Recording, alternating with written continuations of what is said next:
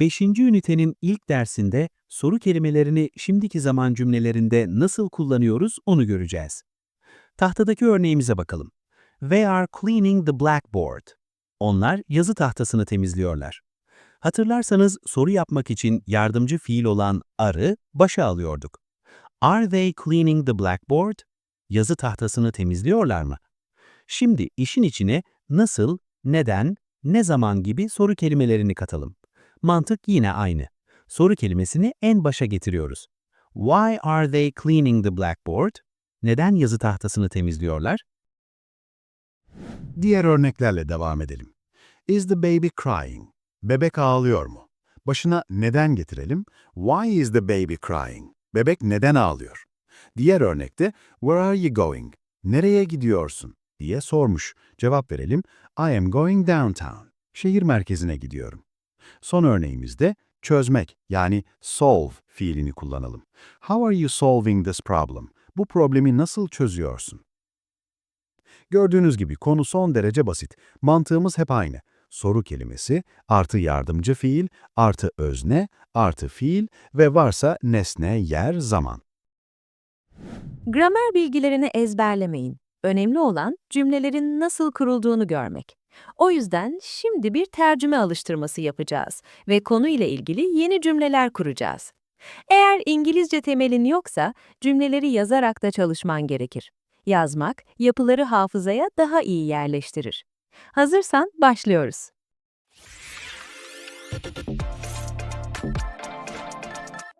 Why is the baby crying? Why are you using the dictionary? Where are they going? How are you helping the old man?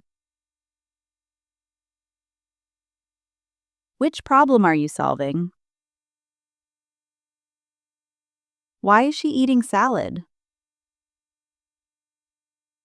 Why are they using the blackboard? What are you writing? Where's the bus going? Why are we cleaning the cafeteria? How is the radiator working? What are those people doing? How are they saving the city? How is he continuing the work? Which perfume are you using? Where are they watching the movie now?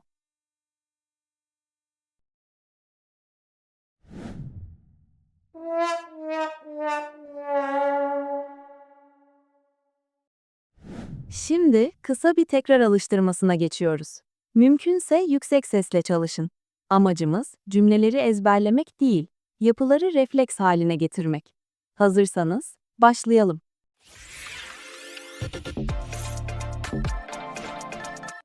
Why is the baby crying? Why is the baby crying? Where is the third bus going? Where is the third bus going? How is the radiator working?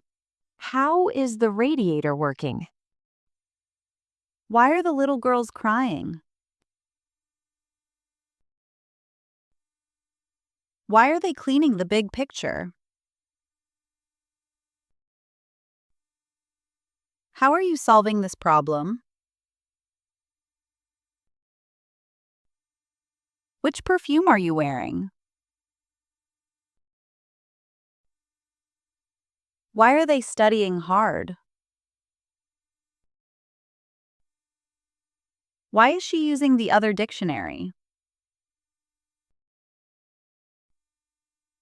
What are those students doing? Why is he washing the yellow car? Why are you helping the old woman? Why are you studying that long dialogue?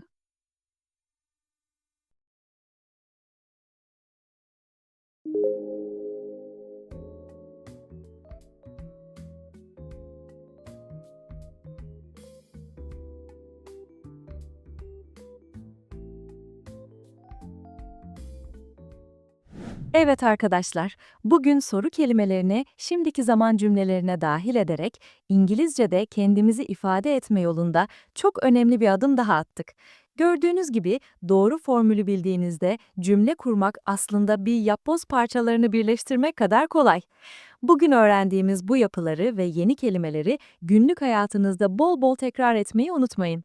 Görüşmek üzere.